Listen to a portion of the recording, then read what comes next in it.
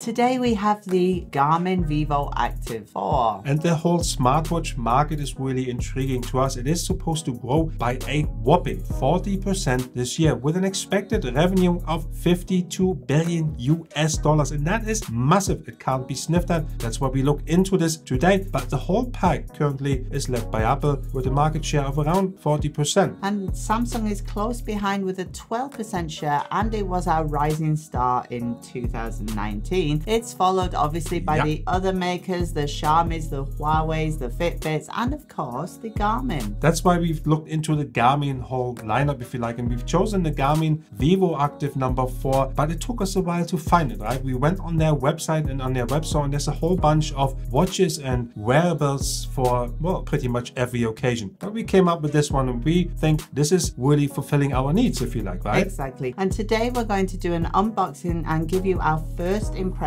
of the watch, and then we're going to do a special test, a test of everything for you, in which we would like to hear your ideas on what we should test.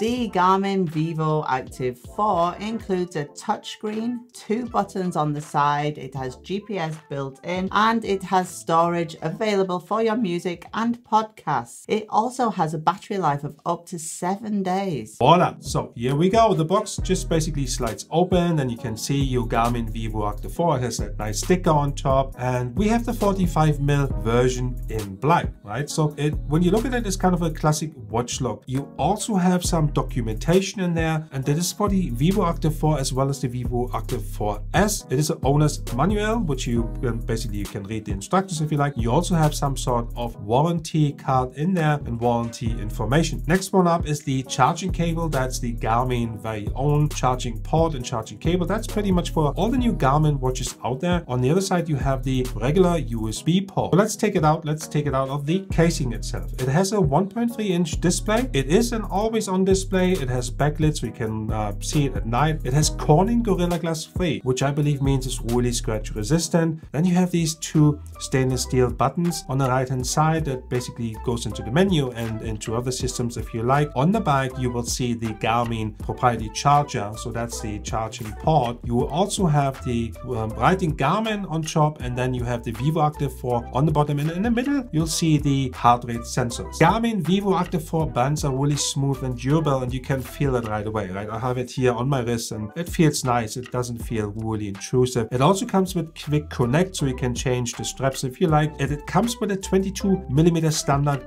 band. That is really cool because then you can customize that. You can go on Amazon, buy your very own or different strap and band, and that's a nice feature to have. You have that stainless steel bezel around it, as you can see. I think the bezel is quite big though, I have to say, from all the other watches I've seen so far, right? It does look larger than the Active 2. So we turn it on, and then it wants you to connect to their very own application, which we have done, and the whole process wasn't actually bad. It is kind of running through, but what I don't like, but that's not particular specific to Garmin, that you have to have your own application and you have to put in your name, so you have to agree to the end user license agreement and so on and privacy rules, and before that you cannot connect a watch to your phone. We're currently running an iPhone with iOS and see what the features on there is and what you can get and what you can't get. You also wanted to just quickly demonstrate what it looks like on a man's hand, that's me, and on yours, right? So that's a 45mm version, and we wanted to showcase what it does look like on your wrist. Can we jump back to the bezel? Is it a digital rotating bezel? It's not. It's like a stainless steel non-rotating bezel. So how long did it take you to actually set it up on the watch and the phone? The setup was good. The setup was about, I would say, 3 to 4 minutes. It depends how many steps you want to go through. You have the possibility to activate Garmin Pay,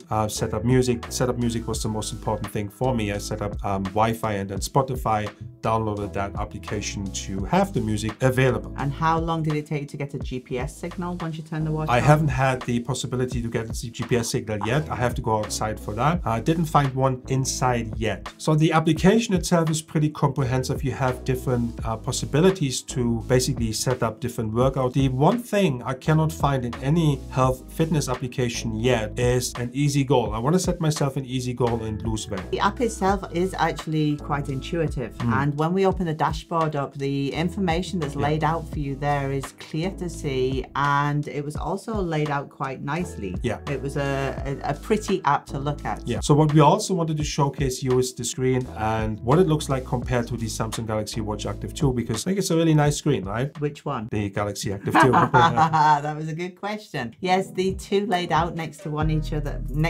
another, you can instantly see there is a difference between the two. But you found as soon as you put the watch on, you found that you could get through the menu, you could get through all the information that you needed. You knew instinctively. Yeah, I guess it is fair to say that when you wear different watches anyway, you kind of get familiar. I mean, you only have two buttons and then you have the options to, if it is a touchscreen, and in this case it is, you swipe left, right, down and up, and there are different things you can do and customize and shortcuts. So it is kind of intuitive when you start wearing smartwatches in general, right? Because there's not much more you can do apart from pressing a button. And as a touchscreen, how did it bear up as a touchscreen? How responsive was it? So far, okay. The screen itself, I'm not the biggest fan of it yet. Yes, I must say this is the first screen we've seen that actually looks better on camera than it does in real life. Yeah, I know, and we understand why it's been done this way, right? You save battery life, and you apparently you see this better in direct sunlight, right? It's just, I don't know. I mean, it is labeled as a smartwatch, and I think it should be kind of a higher resolution. I personally would do with half of the battery life. If I need to charge it more, but then I kind of, you know, when you eat something, you want to look at something nice rather than just eat something functional, right? It's the same principle. And we should mention the price. Yes, it costs around $299 US.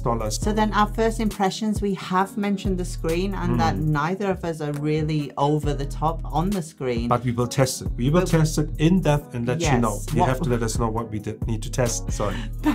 But what we do like are the fitness things available on there. It looks a wider breadth of fitness. It is promising. I have to say it is very in-depth. It's very customizable, as we said earlier, very much in the application, and it gives you a lot of information. At this point, I don't know if you need that much information in order to go out on running. We'll find out though. Design-wise, I actually like it. It feels like you've got something that's worth something on your wrist. It does not feel like a flimsy watch in any way. It feels like a decent and a classic watch. So as a roundup quickly, the app itself looks awesome.